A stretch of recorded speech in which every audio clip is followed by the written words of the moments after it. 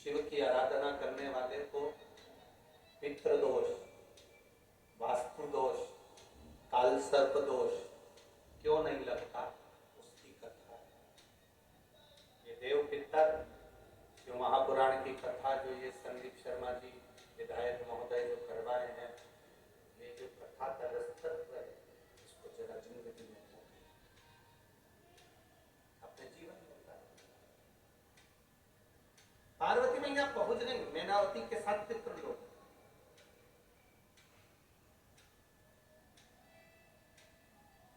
पितृलोक में पहुंची हो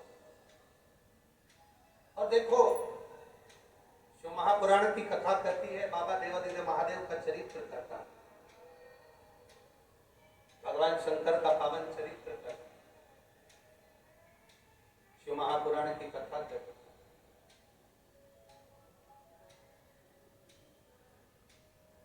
वास्तु वालों के कहने से आपने घर बदल कर देख लिया, शांति आई कि नहीं आई वो तुम्हें मालूम। किसी ने कहा हमारे घर में बहुत अशांति है, बहुत तकलीफ है गुरुजी, बहुत।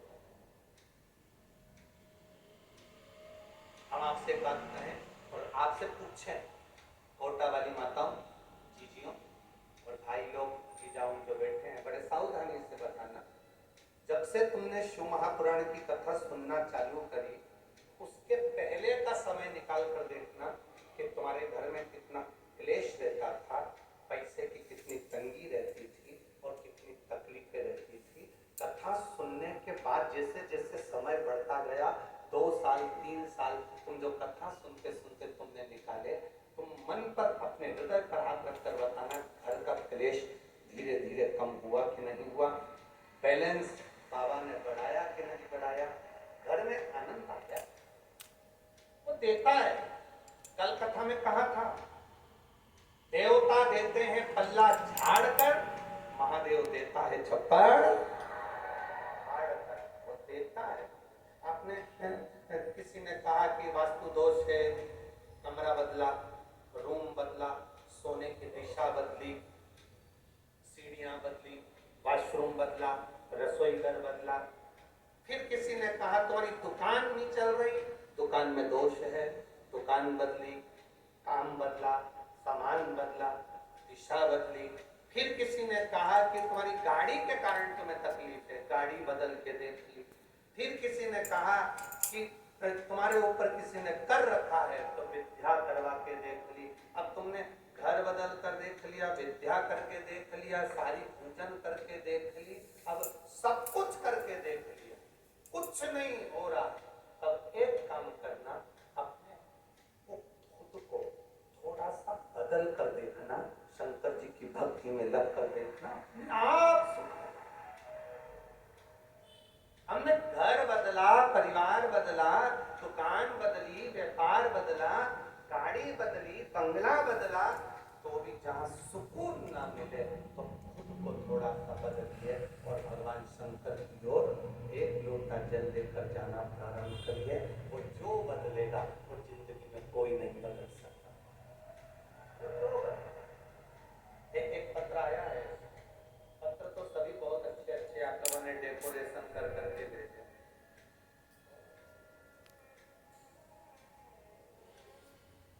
बड़े बड़े पत्र भी आए हैं। तो पहले तो यहाँ पर एक कोई माता बैठी है जिनके घर में कई सालों से संतान नहीं थी, और बाबा की कृपा से डॉक्टर ने कह दिया था कि तुम्हारे पेट में एक संतान है और 2 गर्भाशय में गांठ है, 2 गर्भाशय में गांठ है और एक संतान है। पर बाबा की कृपा से वो गांठ का ऑपरेशन नहीं करवा सकी डॉक्टर के कहने से, तो केवल उस गांठ को उसने गर्भाशय में 9 महीने रखा। तो वो डॉक्टर भी आश्चर्य में पड़ गए कि वो एक बच्चा नहीं था, वो 3 बच्चे थे जिनको लेकर वो यहाँ आई। कल भी कहीं लेकर बैठी थी, हमारे को पत्र भेजा था, हम बुला नहीं पाए, तो कहीं बैठी हो तो अपने 3 बच्चों को लेकर वो यहाँ व्यासपीठ पर आ सकती हैं। अगर कहीं बैठी हो, कल भी वो लेकर बैठी हुई थी, हम यहाँ बुला नहीं सके उनको, तो जहाँ बैठी हो वो अपने 3 बच्चों को लेकर यहाँ आ सकती। ये जुड़वा की बात, ठीक है। हेमलता मेहरा, उम्र है 33 वर्ष, धीरज मेहरा, निवासी दशहरा मैदान। गुरुजी, बाबा का मैं क्या गुणगान करूं। पत्र जिसने लिखा है उसने अपनी आयु लिखी और उसने अपने परिवार का वर्णन किया। गुरुदेव, मेरी बहन कोटा के नगर निगम के अग्निशमन विभाग में ही कार्यरत हैं। उनके पति, गुरुदेव, हम क्या वर्णन करें। 2021 से कथा सुनना प्रारंभ करें। गुरुदेव, संतान का सुख नहीं था, कई वर्णन करें। 2021 से कथा सुनना प्रारंभ करें। गुरुदेव, संतान का सुख नहीं था, कई साल निकल गए, औलाद नहीं हुई। गुरुदेव, तब किसी ने कहा एक बार सफेद अक्षर की प्रारंभ करें। गुरुदेव, संतान का सुख नहीं था, कई साल निकल गए, औलाद नहीं हुई। गुरुदेव, तब किसी ने कहा एक बार सफेद आंकड़े की जड़ कुमरुका जी का नाम लेकर कमर में बांधो। बाबा की कृपा से मैंने वो बांधा, फिर भी मेरा रजो धर्म आ गया, संतान का सुख नहीं। फिर हम कुबेरेश्वर धाम गए, बाबा को प्रणाम करा, शिवजी पे चढ़ा हुआ जल वहन किया। वहां से आने के बाद कुछ ही समय निकला, 15 दिन ही बीते थे और रजो धर्म वापिस आया। रजो धर्म वापिस आने पर मैं अंदर से टूट गए कि मेरा वापिस रजो धर्म आ गया, संतान नहीं हुई। बाबा से प्रार्थना करी, दूसरी बार समय आया तो रजो धर्म नहीं आया और बाबा की कृपा से गर्भ ठहर गया। बाबा का मैं क्या गुणगान करूं। गुरुदेव, बाबा ने ऐसी कृपा करी, संतान नहीं दी, बहुत साल नहीं दी। डॉक्टर ने कहा था तुम्हारे गर्भाशय में एक बच्चा है और एक बच्चा तुम्हारे गर्भाशय में है। और बाबा का मैं क्या गुणगान करूं, जब जन्म हुआ बच्चों का तो 2 बेटे बाबा ने मेरी गोदी में डाल दिए। मैं बाबा को यह नमन करता हूं। लाई हो तो दोनों बेटों को ऊपर ला सकती हैं, उसके फोटो आप इसमें देख सकते हैं। अगर बच्चे लाए हो, दूर है क्या, पंडाल में देखे बैठे हो, बच्चे आए हैं, अली अली अली जैसे धीरे धीरे। शिव कथा किसी को भारत तेरी कृपा बिना न हिले, एक भी लेते हैं श्वास तेरी कृपा से। कोई तुमसे कहे तुम्हारे ऊपर पितृ दोष है, कोई तुमसे कहे तुम्हारे ऊपर वास्तु दोष है, कोई तुमसे कहे तुम्हारे ऊपर काल सर्प दोष है, तो उनसे कह देना पितर तुम्हें नाना जी लगते हैं। जब माँ पार्वती के नाना है और पार्वती हमारी माँ है तो हमारे भी तो पितर। अब नाना अपने घर की नातिन को प्रेम करते हैं, आशीर्वाद देते हैं कि दोष देते हैं। बच्चे अगर गलती करेंगे तो नाना मामा चिल्ला देगा, मामी चिल्ला देगी, नाना नानी। शिव को जल चढ़ाने वाले, शंकर का गुणगान करने वाले, शंकर का स्मरण करने वाले, शंकर की भक्ति में डूबने वाले जितने हो, अगर कोई कहे कि पितृ दोष है, कोई कहे तुम्हारे ऊपर ये दोष लगा है, तो तुम्हें कहना चाहिए पितृ तो मेरे नाना जी का गांव है, तो मेरे को क्यों दोष लगाएंगे, मुझे क्यों छाड़ देते उन पर, वो तो मेरे ऊपर कृपा करने हैं, दया कर। कई लोग कहते हैं श्राद्ध पक्ष में गाड़ी नहीं लेना चाहिए, कोई कहता है श्राद्ध पक्ष में सोना नहीं लेना चाहिए, कोई कहता है श्राद्ध पक्ष में ये कोई अच्छे कार्य नहीं करना चाहिए, मकान का सौदा मत करो, गाड़ी मत लो, ये मत करो, वो मत करो। शिव महापुराण की कथा कहती है पूर्वजों के इन 16 दिन में आप कुछ अच्छा भी करोगे ना तो ये पूर्वजों का आशीर्वाद आशीर्वाद ही मिलेगा, गलत नहीं। तो लोगों ने पितरों को हुआ बना दिया, लोगों ने पितरों को भूत बना दिया, लोगों ने कह दिया ये पितर पितर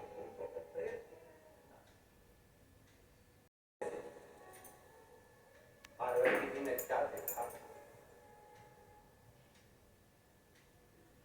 कि वहां बहुत सारी कुशा रखी हुई। क्या रखी हुई है? कुशा। कुशा देखिए, दाव कुशा। जब पितरों को जल दिया जाता है तो कुशा का बड़ा मूल महत्व होता है।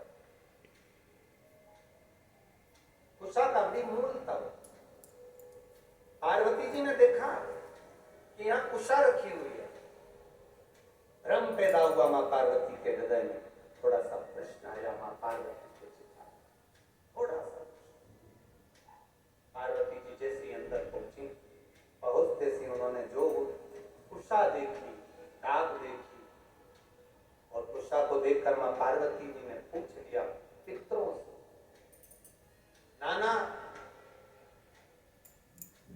ओ नाना जी, पितरों के देवता आर्यमा स्वामी बैठे थे तो उन्होंने शब्द सुना, पार्वती जी का शब्द सुनकर माता पार्वती जी के पास में आर्यमा स्वामी आए और पूछा, माता पार्वती आप क्यों आवाज लगा रही हो, क्या हुआ? आप आवाज क्यों लगा रही हो? पार्वती जी ने कहा, मैं मेरे नाना के घर में आई हूं, पर इतना सारा कुशा रखा देखा है, डाब रखा देखा है, तो मैंने पूछा कि ये कुशा की डाब क्यों रखा? देखो, सनातन हिंदू धर्म में जो कुशा होती है, जो डाब होता है, साल भर अपने घर के अंदर कहीं ना कहीं इस कुशा को, इस डाब को संभाल कर रखना चाहिए। उसका कारण क्या बताया है? तो यहाँ पार्वती जी से स्वयं आर्यमा स्वामी कहते हैं, सुनो पार्वती माता, पितृलोक में ये जो ढाब है, पितृलोक में जो ये कुशा है, पितृलोक में ये कुशा जो रखी हुई तुम देख रही हो, इस कुशा का महत्व ये होता है कि जिस घर में, जिस घर के अंदर कुशा रखी होती है, उस घर पर पितरों की कृपा दृष्टि सदा बनी होती है। वहां दुख, तकलीफ, कष्ट नहीं आता। पर कुशा रखने का स्थान, 3 जगह कुशा रखने का स्थान दिया। कितनी जगह दिया? जम के बोलिए। 3 जगह पर कुशा रखने का स्थान दिया है। आप अपने ध्यान में रखिएगा। देव पितर जो शिव महापुराण की कथा चल रही है, इससे आपको सीखना है और जनमानस तक आपको ये चीजें रखना है, जिससे हमारा सनातन धर्म में ये बात मालूम पड़े कि कुशा का महत्व क्या है, कुशा कहाँ रखी जाती है और कुशा के जल से तर्पण क्यों किया जाता है। ये बहुत समझने वाली है। 3 जगह पर कुशा का महत्व बताया गया कि कुशा को 3 जगह पर रखा जाए।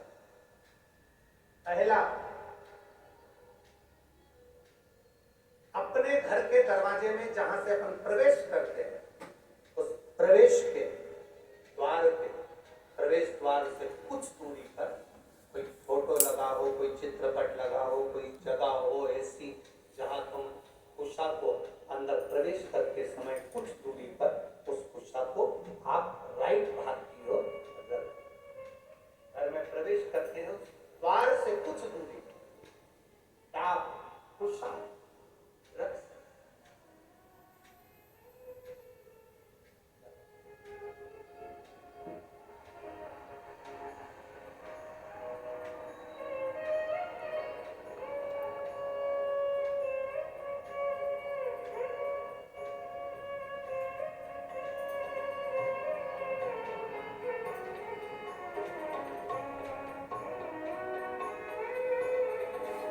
एक बार देवदेव महादेव का जय बोल सारा।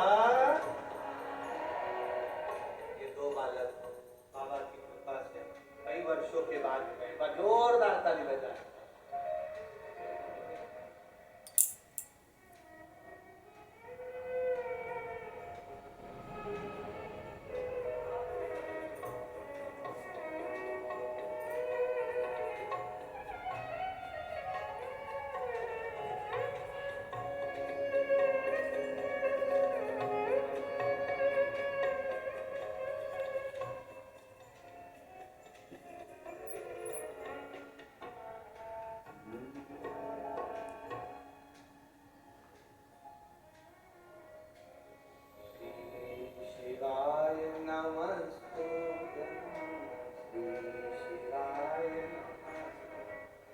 खड़े नहीं हो गए इसको बोलने के समय पर, बैठे बैठे आपको जाप करना, बैठे बैठे, खड़े होकर नहीं।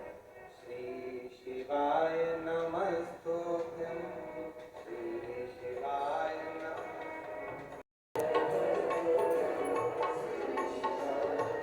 हर हर महादेव। भगवान शिव की कथा कर रही है। ताप को, गुस्सा को 3 जगह पर, पहला द्वार से अंदर प्रवेश करते समय सीधे हाथ तक कहीं पर ही रखें। दूसरा, पूजन का जो स्थान, पूजन की जो जगह, वहां अगर गुस्सा नहीं रख सको तो गुस्सा का आसन जरूर है। अगर गुस्सा नहीं रख सकते तो गुस्सा का आसन। तीसरा, रसोई घर के अंदर जहां पर परिंदा हो, मटका हो, हंडा हो, उसके आसपास में कहीं थोड़ी भी जगह हो, एक छोटी सी भी कुसा अगर अपन ने रख रखी है तो घर में कभी भी बड़ी बीमारी प्रवेश नहीं कर सकती। एक कुसा भी अगर हमने रखी है, एक डाब भी हमने रखी,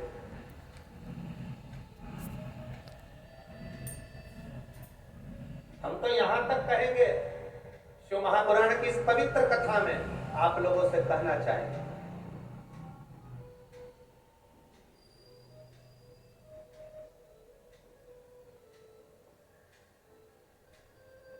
कभी कभी इस पवित्र कथा में अगर आप लोग स्मरण करेंगे तो कभी जिंदगी में आप कोई बड़ी जांच कराने के लिए जा रहे हो कि डॉक्टर ने बोला है कि इनको ये बीमारी हो रही है, इनको ये रोग, इनको ये तकलीफ, आप डॉक्टर को दिखाओ, जांच कराओ, डॉक्टर दवाई दे, उसको खाओ। डॉक्टर भी शंकर का एक रूप है। जैसे शिव महामृत्युंजय है तो जगत के जितने डॉक्टर हैं ये भी महामृत्युंजय का प्रतिबिंब स्वरूप है। आप इनको दिखाओ, डॉक्टर भी शंकर का एक स्वरूप है। ऐसा नहीं कि तुम डॉक्टर को नहीं मानोगे, डॉक्टर शिव का एक तत्व स्वरूप माना, महामृत्युंजय माना, आप दिखाओ।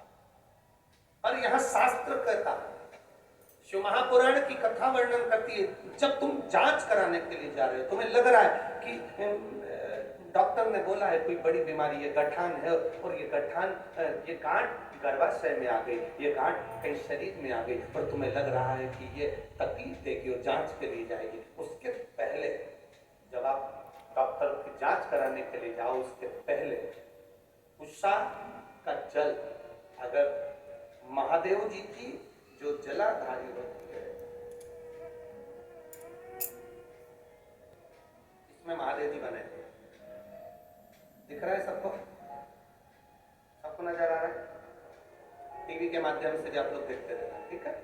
ये जो महादेव जी का शिवलिंग है, ये जो जलाधारी है, ये जलाधारी पार्वती जी का स्थान, इसके बीच में एक लाइन है और सुख सुंदरी का स्थान, राइट में गणेश जी, कार्तिकेय जी।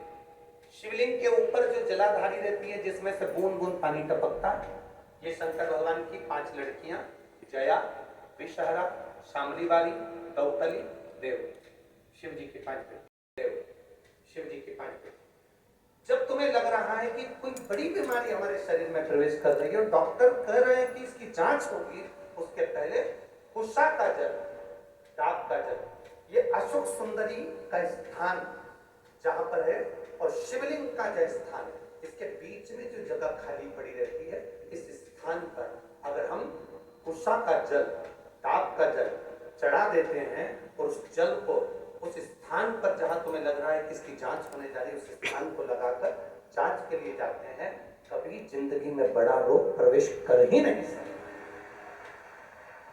कुशा का जो जल होता है, डाक का जो जल होता है, ये साधारण जल नहीं होता महाराज, इसको साधारण नहीं